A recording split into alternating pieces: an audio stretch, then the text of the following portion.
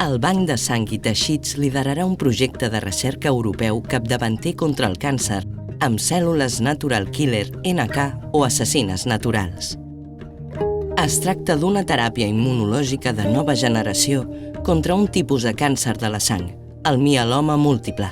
Usarà unes defenses especials, les cèl·lules NK, que seran modificades genèticament per destruir les cèl·lules tumorals amb els CAR-NK.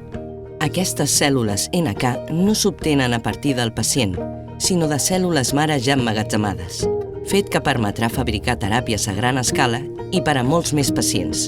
Volem aconseguir millorar la teràpia CAR-T, que ha revolucionat els tractaments oncològics.